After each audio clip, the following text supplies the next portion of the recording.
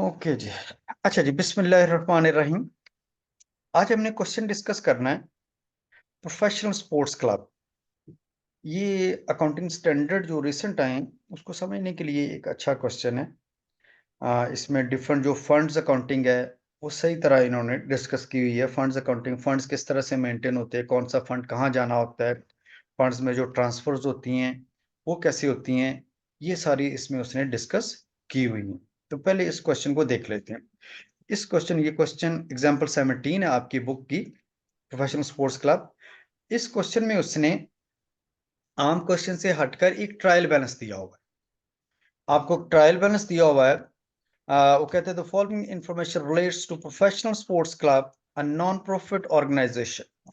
The trial balance as at 30th June 2014 is as follow. ये देखें जी, आगे उसने ट्रायल बैलेंस दिया हुआ है इसी साल का ट्रायल बैलेंस है। अक्सर क्वेश्चन ऐसे भी आ जाता है, वो आपको रसीद पे पेमेंट्स और बाकी चीज इंफॉर्मेशन नहीं देता, बल्कि सिंपल जैसे हम इनकम स्टेटमेंट बैलेंस शीट का क्वेश्चन पीआरसी लेवल के ऊपर करते थे, या अगर आपने कोई और बी कॉम वगैरह में या बीबीए में कहीं income statement balance sheet solve की हो, तो वहां पर भी आपने देखा होगा ट्रायल बैलेंस दिया होता है। ट्रायल बैलेंस से आप एक इनकम स्टेटमेंट बना देते हैं और एक बैलेंस शीट बना देते हैं।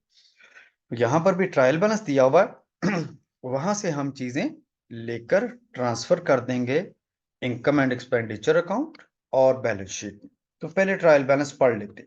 माइंड यू, चूंकि ट्रायल बैलेंस इसी साल का दिया है, इसलिए हमारे लिए ये चीज अज्यूम करना आसान है कि इसका हमारा ईयर एंड 30 जून 2014 है। यानी हमें 1 मई 2013 से लेके 1 जुलाई 2013 से लेके 30 जून 2014 तक ये हमारा साल है। इस साल के अंदर अंदर वाली चीजें हमें चाहिए जी।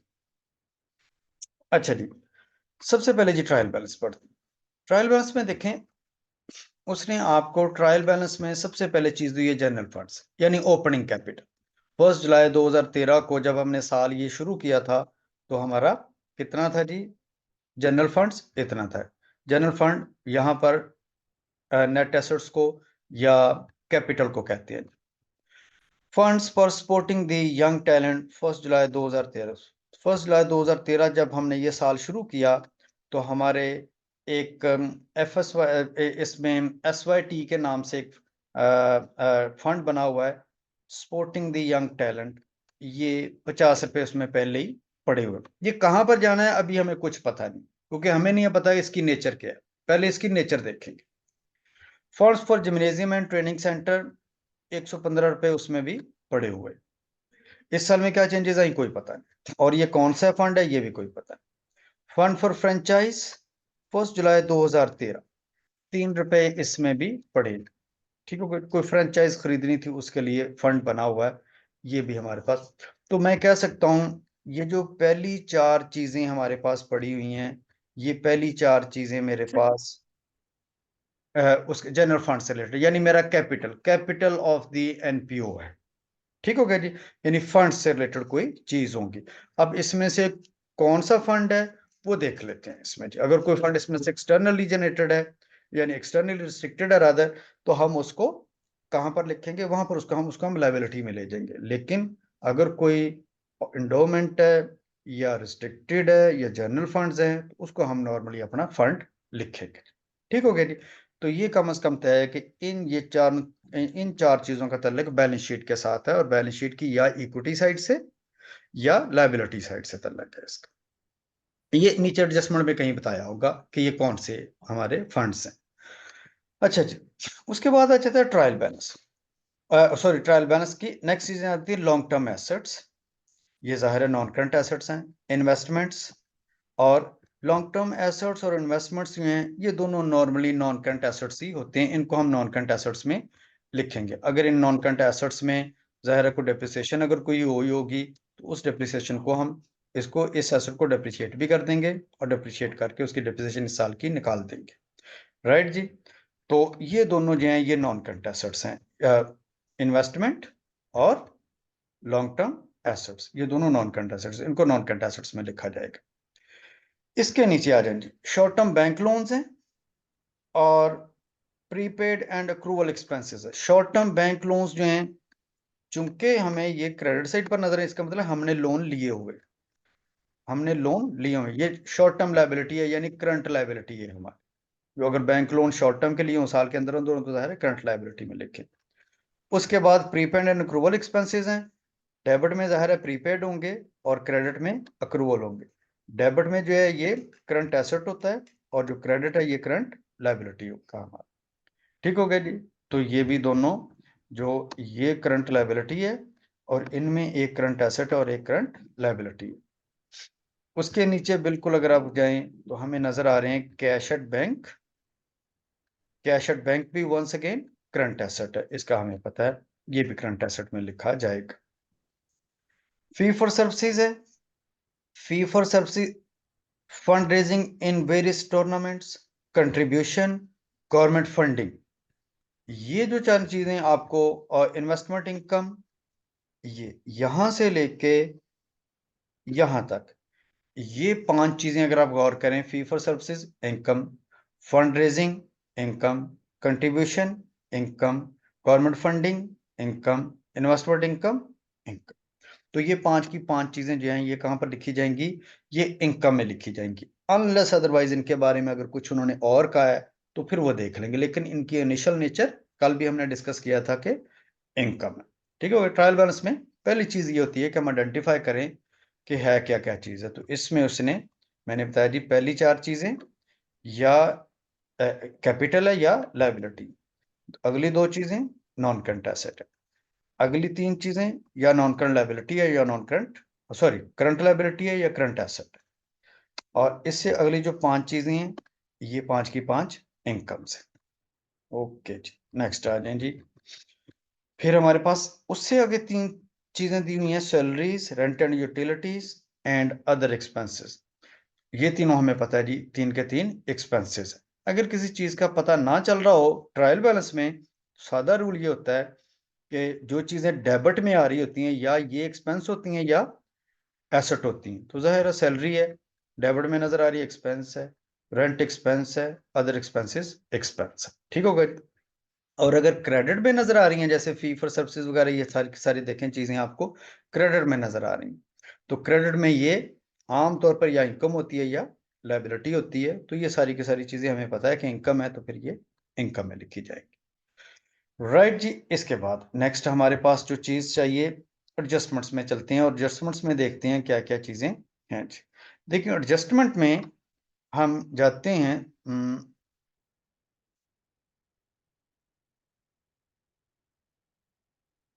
सिग्नल ड्रॉप हो रहे हैं, आवाज इतनी आ रही है कि समझ आ जाए। जी जी, अब सर अब क्लियर हो गई। ओके ओके ओके, ठीक है। अच्छा, ट्रायल बैलेंस समझ लग गया ना, ट्रायल बैलेंस में क्या क्या चीजें हुई। जी जी सर। ओके फाइन फाइन, ठीक है। अब बेटा देख लेते हैं कि नीचे इसकी जो ऊपर चीजें लिखी हैं उससे रिलेटेड नीचे उसने एडजस्टमेंट में बताया होता है कि जो ऊपर चीजें उनका हमने क्या करना है और वो उनकी नेचर क्या है। Adjustment number 1, fund for supporting the young talent has, वो जो हमने ऊपर देखा था ना, SYT एक फंड बना हुआ has stipulations imposed that require resources contributed to be maintained permanently। देखिए वो कौन सा फंड होता है जिसे हमने परमानेंटली मेंटेन करना होता है।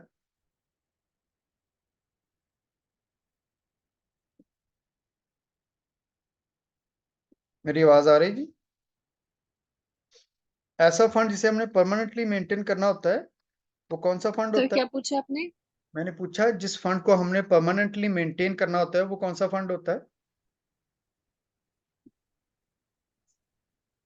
जी जी सर, आ रही है।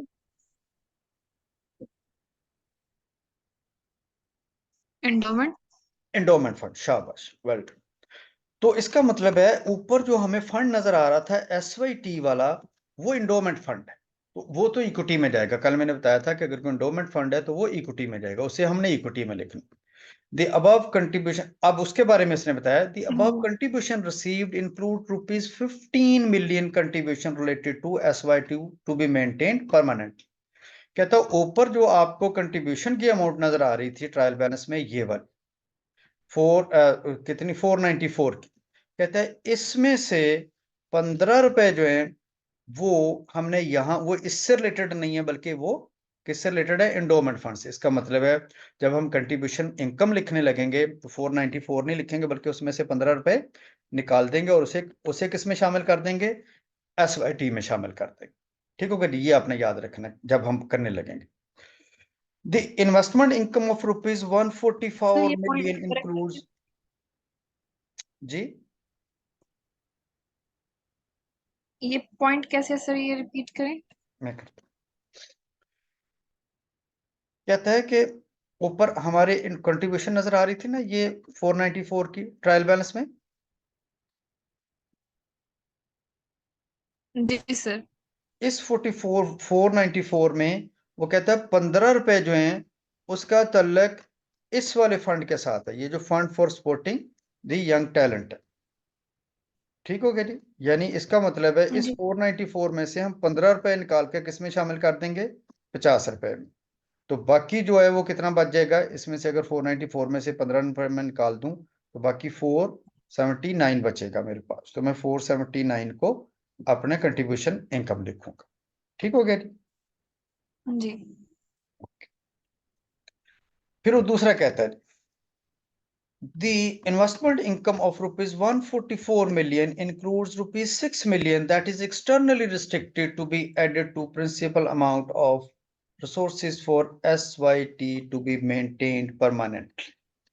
कहता है दूसरा, एक तो कंट्रीब्यूशन से पैसे जाएंगे 15 रुपए SYT में, एंडोमेंट फंड में। दूसरा कहता है इन्वेस्टमेंट इनकम जो ऊपर आपको नजर आ रही है 144 की, ट्रायल बैलेंस में भी 144 ही लिखा हो, उसमें से कहता है 6 रुपए भी वहां, यहां से भी 6 रुपए कहां पर जाएंगे, इंडोमेंट फंड में। इसका मतलब है बाकी इन्वेस्टमेंट इनकम जब लिखेंगे तो वो कितनी रह जाएगी, 138। तो हम इनकम लिखते हुए 138 लिखेंगे और 6 रुपए जो है उसे कहां ले जाएंगे, हम इंडोमेंट फंड में ट्रांसफर कर देंगे। ठीक हो गया जी। Next, there is no other restriction on investment income.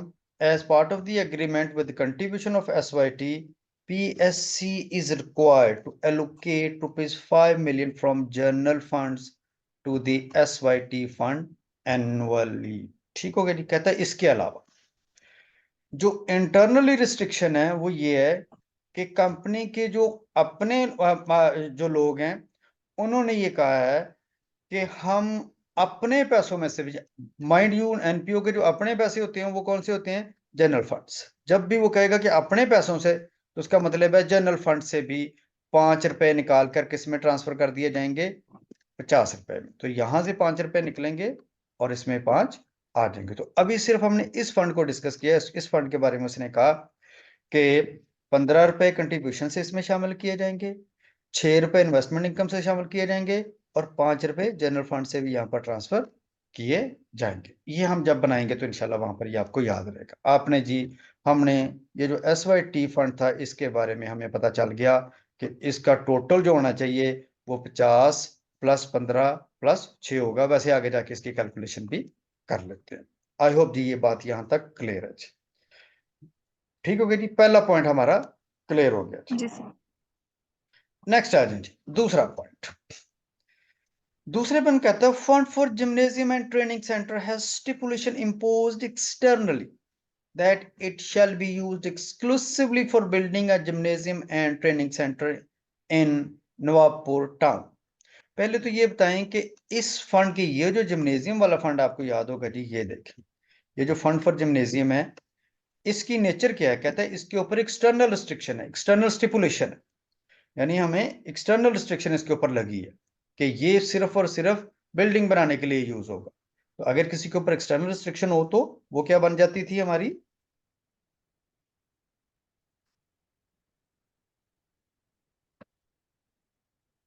अगर किसी फंड को हमने इसलिए मेंटेन किया कि उसके ऊपर कोई एक्सटर्नल रिस्ट्रिक्शन है तो stipulation impose externally that it shall only B use exclusively for building a gymnasium and training centre in Nawabpur. Liability.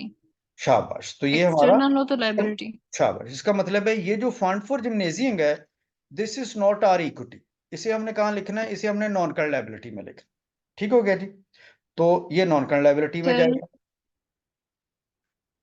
Right जी। उसके बाद कहते हैं इसके बारे में, वो कहता है the contribution received include contribution of ₹14 million to acquire free hold land for the centre, however no land has been acquired yet. इसका मतलब है, वो कहते हैं जी जो कंट्रीब्यूशन मिली है उसमें से ₹14 मजीद हम कहां पर ट्रांसफर कर देंगे, वो इस फंड में भी हमने देने, इस फंड में भी उसके हमने लिखना है जी।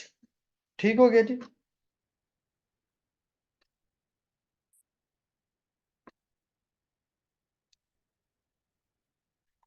ओके, इसका मतलब है जी ये वाला फंड 14 जो एक्सटर्नली जनरेटेड हमारा, सॉरी एक्सटर्नली रिस्ट्रिक्टेड फंड है जिम्नेजियम एंड ट्रेनिंग का, ये हमारी इक्विटी नहीं है बल्कि लायबिलिटी है, क्योंकि इसके ऊपर एक्सटर्नल रिस्ट्रिक्शन लगी हुई है और इसमें भी हमने ₹14 ट्रांसफर करने हैं। इसका मतलब है ये जो कंट्रीब्यूशन हमें नजर आ रही है 494 की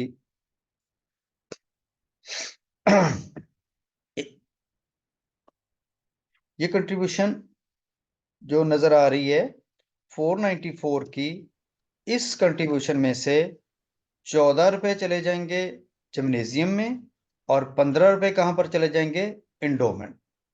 यहां से मैं वहीं से सर शुरू कर ये, देता हूं। ठीक हो गया, right ji. Ji sir.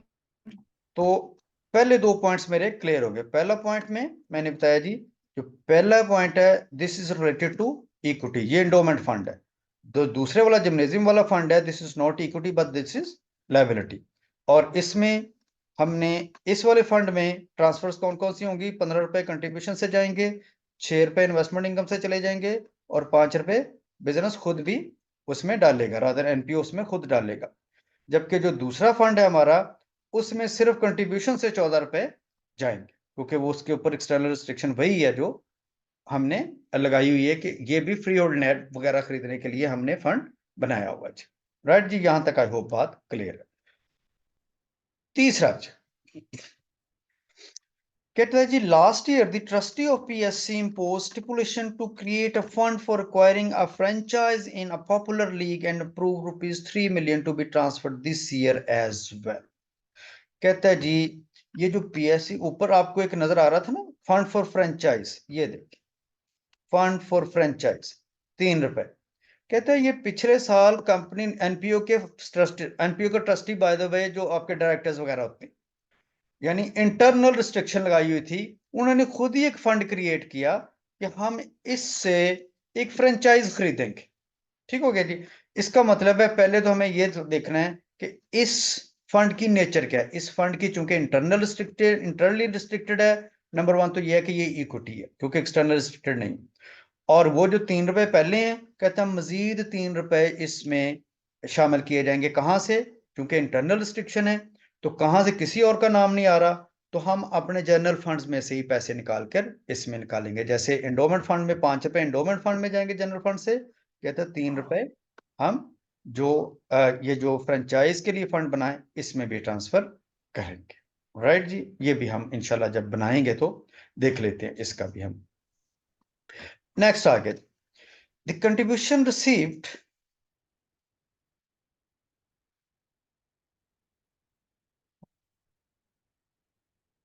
next point, the contribution received also include ₹8 million to repay the loan that was obtained to pay expenses incurred during the year। तो जाहिर है अगर कोई हमें कंट्रीब्यूशन मिले और हमने लोन इसी साल में पे करना है तो वो इसी साल की इनकम है, इसका मतलब है हम इसका और कुछ नहीं करेंगे, ये ऑलरेडी हमारे पास है। राइट जी। अच्छा, मैं इसको दोबारा से एक्सप्लेन कर देता हूं आपके लिए, ये वाला point, the point 4, the contribution received also includes ₹8 million to repay the loan that was obtained to pay expenses incurred during the year। कल हमने कंट्रीब्यूशन के केस में पढ़ा था, अगर हमें को कंट्रीब्यूशन लोन्स पे करने के लिए मिले, अगर वो लोन इसी साल के हैं तो उसे उसी साल में इनकम बना लेंगे। तो उसका मतलब है ये ऑलरेडी हमारे पास इनकम में ही है, तो हम इसका और कुछ नहीं करेंगे, तो हम इसको एज इनकम ही ट्रीट कर लेंगे। राइट जी, इसका और कुछ नहीं करना हमने, इसको इसकी कोई ट्रीटमेंट नहीं करनी क्योंकि ये ऑलरेडी कंट्रीब्यूशन में शामिल है और ये इसी साल की इनकम, हमने भी इसी साल की इनकम बनाना था इसमें, तो कंट्रीब्यूशन में ऑलरेडी ये इसी साल की income. Next comes, the government funding was received to support PSC general operations for 5 years starting from 1st January 2014। Government funding देखें, मैं आपको गवर्नमेंट फंडिंग में लेके जाता हूँ। ये देखें जी, गवर्नमेंट फंडिंग कितनी लिखी हुई है, 150 की। कहता है 150 की जो गवर्नमेंट फंडिंग है, ये गवर्नमेंट फंडिंग हमें गवर्नमेंट की तरफ से मिला है और ये 5 साल में यूज होनी है, बिल्कुल जैसे गवर्नमेंट ग्रांट की ट्रीटमेंट करते थे हमें, ये 5 साल के लिए मिली है। लेकिन डोंट फॉरगेट कि ये अभी हमें, चूंकि ये शुरू में इस साल के 6 माह पहले मिली है, तो इस साल में हम इसमें से सिर्फ 6 माह की अपनी इनकम बना लेंगे। हम क्या करेंगे, 150 डिवाइडेड बाय 5, तो इस साल की इनकम हमारे पास आ जाएगी। लेकिन अगर मैं इस साल की 150 डिवाइडेड बाय 5, तो इस साल की, लेकिन उसमें से मुझे 6 माह की चाहिए, तो मैं उसमें से 6 माह की इस साल में बना लूंगा। बाकी जो लायबिलिटी है वो जाहिर है 1 सर साल की इसमें से सिग्नल लायबिलिटी थोड़ा सा निकालकर। ड्रॉप हो रहे हैं। मेरा ख्याल है आपकी तरफ ना नेट में प्रॉब्लम है, कि आप बार बार ना ऑफलाइन भी जा रहे हैं, तो मेरे सिग्नल की स्ट्रेंथ अच्छी है। मैं दूसरा नेट सर दूसरा वाईफाई ऑन करते हैं।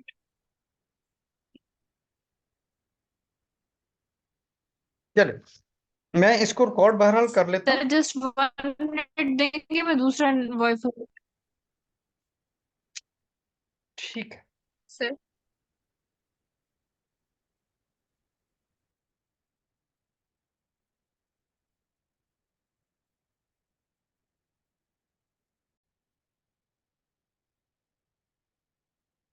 अच्छा, तो इसका मतलब है ये जो गवर्नमेंट फंडिंग है ऊपर हमें 150 की नजर आ रही थी, 150 हमें 5 साल के लिए मिला। इसका मतलब मैं इसे 5 साल में अपनी इनकम बनाऊंगा, लेकिन इस साल में सिर्फ 6 माह की मैं इनकम लिखूंगा, क्योंकि डोंट फॉरगेट ये 1 जनवरी में मिलेगा। तो जो 150 है उसमें से 6 माह इसमें इस साल की इनकम बनेगी, उसमें से 1 साल करंट लायबिलिटी में चला जाएगा 50 रुपीज, और जो बाकी बच जाएगा वो अभी भी नॉन करंट लायबिलिटी में नजर आएगा।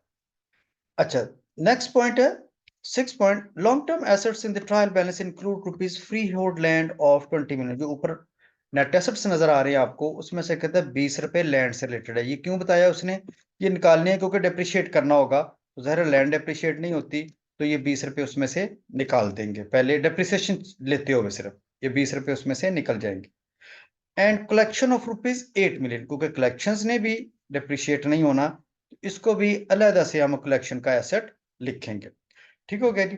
तो कलेक्शंस और लैंड ये दोनों नेट एसेट्स में से निकलने के बाद उसने नीचे बताया कि ये एसेट डेप्रिशिएट होंगे कितने से, 20% से। तो वाइल डेप्रिशिएटिंग द एसेट, हम एसेट को पहले उसमें से 20 रुपए लैंड निकाल लेंगे, फिर कलेक्शन 8 रुपए की निकाल लेंगे, और फिर 20% पर रिड्यूसिंग बैलेंस पर डिप्रिशिएट करेंगे, क्योंकि जाहिर है नेट एसेट्स दिए हुए हैं और उसकी कैरिंग वैल्यू दी है, तो रिड्यूसिंग बैलेंस पर ये डिप्रिशिएट हो सकता है।